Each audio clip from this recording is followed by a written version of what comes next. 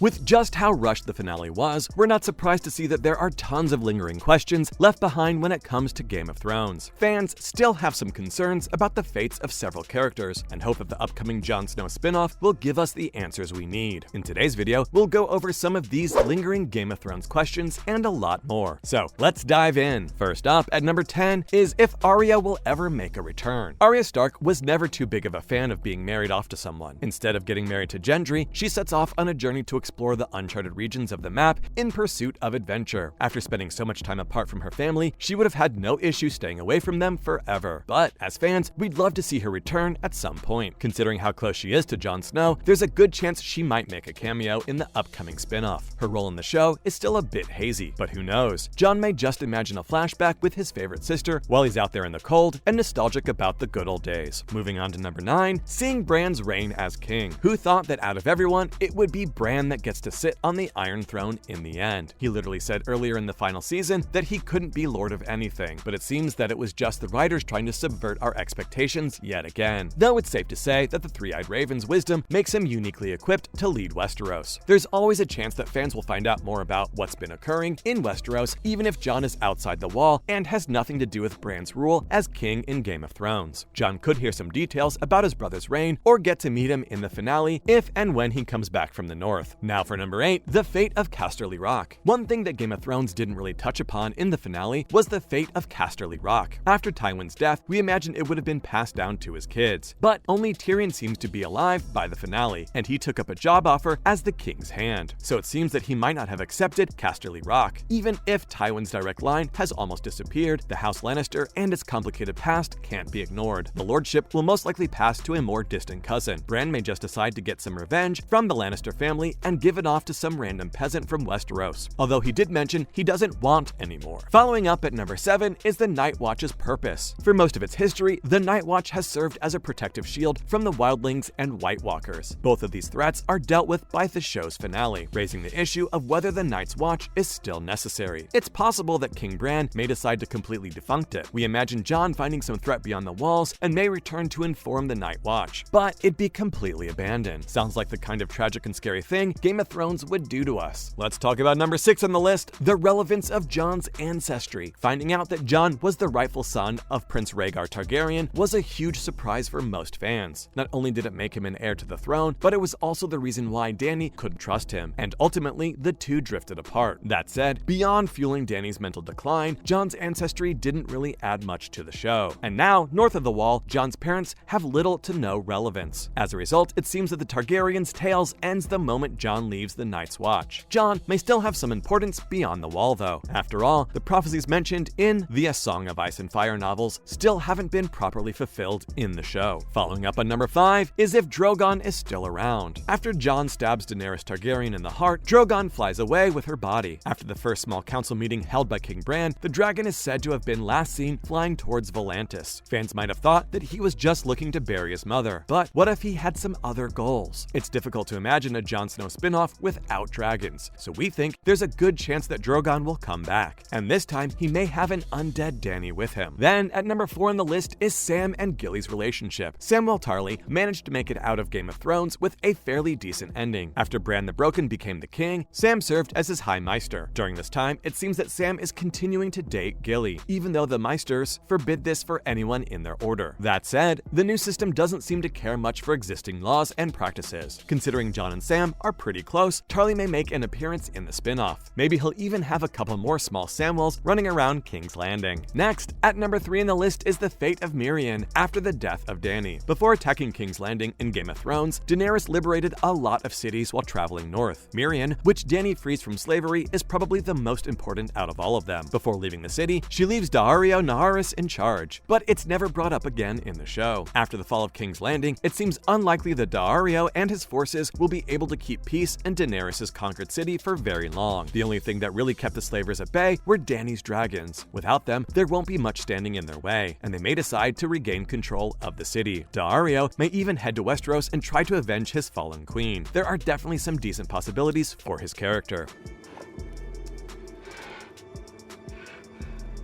Moving to the second question, is Nymeria still out there? While most of the direwolves ended up dying, two of them, Ghost and Nymeria, managed to make it out alive. Arya briefly bumps into Nymeria on her journey back to the north. Though, at the time, it seems like the direwolf has found herself a new family and isn't too keen on following Arya around anymore. In a way, she's reminiscent of Arya herself, who spent so much time away from her family and, in the end, went on her own journey. Though, the wolf may have just felt the coming of the Night King and gone away because of it. It's possible she's still out there and may make a return in the upcoming Jon Snow spinoff. Taking up the #1 spot on the list is the mystery around the Lord of Light. Characters don't just come back from the dead for no reason in Game of Thrones. If they're brought back to life, there's probably some good reason behind it. We were hoping to find out why the Lord of Light chose to bring Jon back to life after he got killed. But for the most part, the show's answer to this was that it was just done for him to kill Dany. That's a super weak and underwhelming answer. And because of this, we're hoping that the spinoff will finally give us a proper answer to the question and make Jon more of a relevant character in the world of A Song of Ice and Fire. Moving on, here's how the Jon Snow sequel can succeed despite Season 8 of Game of Thrones. A unique problem exists for the potential Jon Snow Game of Thrones spinoff, and that's the audience's reaction to Game of Thrones Season 8. To put it mildly, it was divisive, and so fans are worried about how the Jon Snow sequel series would function since the series finale caused so much animosity against the franchise. Although House of Dragon is a prequel and won't be touching on any of the events in Game of Thrones, the audience has partially returned to the show. The Jon Snow sequel hasn't been massively discussed by Harrington, although he's hinted that Jon Snow will be troubled by the death of Daenerys. While that scenario can undoubtedly result in some deep character growth for Jon Snow, we wonder if the writers are doing this as a way of fixing some of the problems from the show's finale. Though we wonder if fans will want to be reminded of that terrible ending constantly during this new spinoff. It may be better to do a completely new story instead of digging up old wounds for us fans. Finally, what were the biggest complaints that fans had about Season 8? The lack of breathing room in Season 8 was the biggest complaint from viewers. The plot was now in control of the characters rather than the other way around as it had been before. The characters had changed completely from how they had previously behaved just because the narrative required them to. Tyrion lost a few IQ points when he unexpectedly developed feelings for Cersei. Despite the fact that Sansa saved Winterfell, she openly harbored animosity against Daenerys for no apparent reason. Because the storyline required it, Daenerys goes insane. As a result, she's cruel and autocratic, an outcome that even Clarke has acknowledged she didn't want for the character. The Long Night is one of Season 8's most severe examples of speeding through the story. Fans also criticized the episodes for being too dark to see because the White Walkers were the main menace in the show. From the very first scene of the series, they were shown as a real danger. Despite this, they were vanquished in a single episode of Game of Thrones after several seasons of the show's build-up to their invasion. We could go on,